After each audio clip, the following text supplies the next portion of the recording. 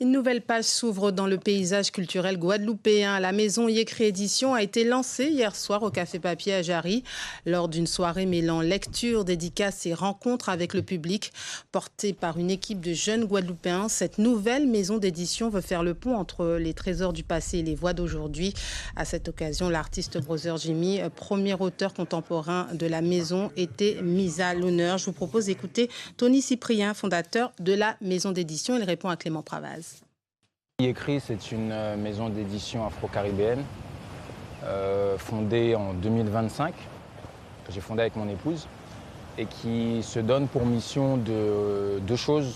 Premièrement, de remettre en circulation des classiques de la littérature afro-caribéenne, parce qu'on a un certain nombre d'œuvres qui ne sont plus en circulation, mais qui sont très intéressantes.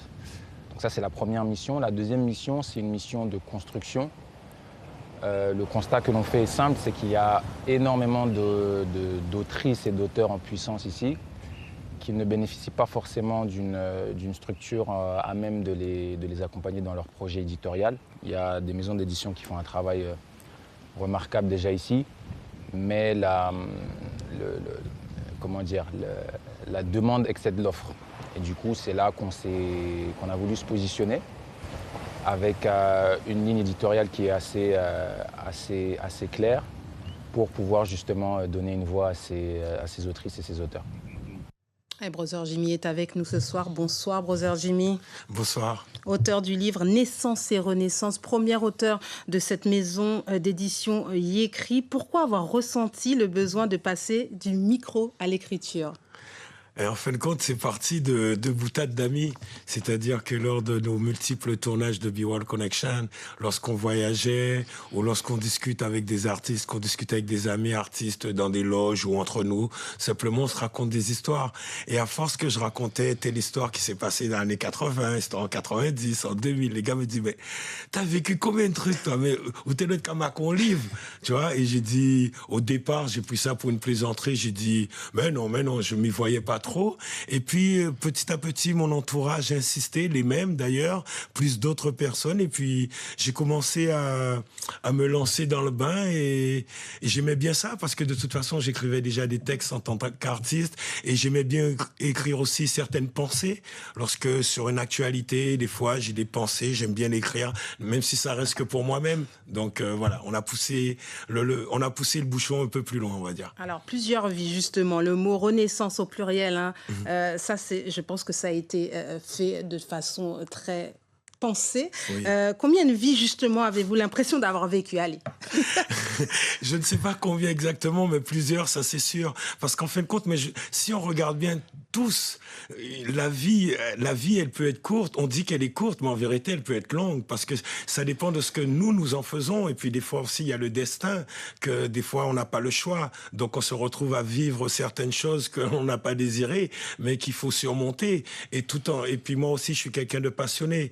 Quand on parle de culture, d'histoire, de sport, tout ça, c'est des choses qui me passionnent. La musique, bien sûr. Donc et comme je suis un passionné, je fais des choses à fond. Donc déjà, rien que ces 4 passions, déjà, m'emmènent déjà sur plusieurs vies. De renaissance, justement. Restons positifs. Pourquoi, quand vous racontez un parcours, c'est un parcours aussi très personnel. Est-ce que ça a été difficile pour Brother Jimmy de se livrer ainsi ? Ou est-ce que c'était vraiment la démarche, écrire pour se livrer ? Les deux. Parce qu'on vous voit souvent sourire, toujours au combat. Mais Brother Jimmy, c'est quelqu'un de sensible et qui s'est livré, là. Parce que justement, en fin de compte, il y a des choses que je ne peux pas dire, que je ne pouvais pas dire jusqu'à maintenant, mais que je ne pouvais qu'écrire.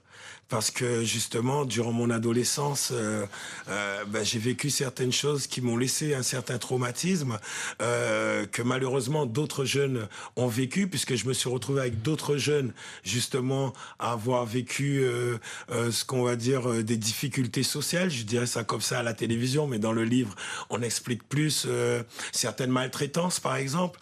Mais je me suis retrouvé avec d'autres gamins ayant vécu les mêmes choses. Et donc, dans ce cas-là, il faut se reconstruire.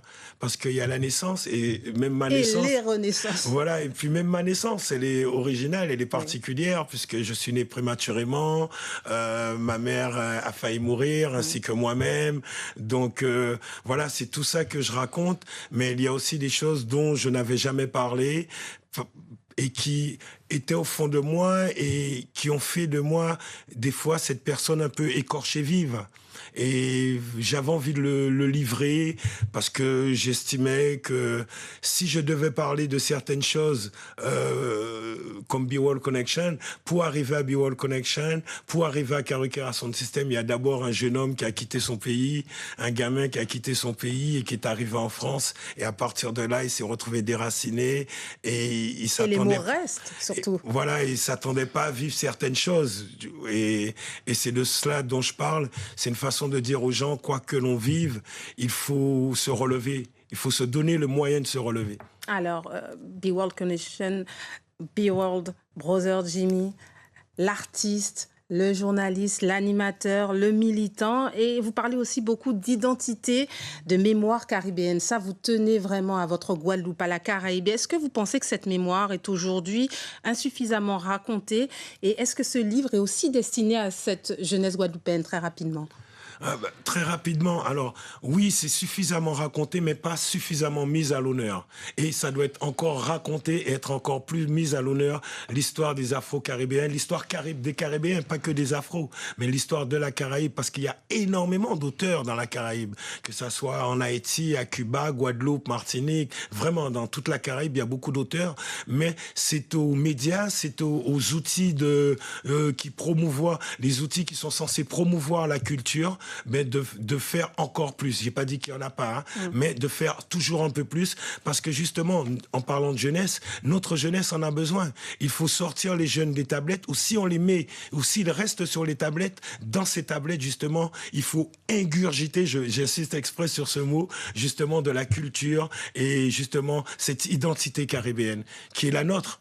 Voilà, et davantage de lecture. Merci beaucoup, Brother Jimmy, auteur du livre Naissance et Renaissance aux éditions Yécri. Merci à vous. Merci.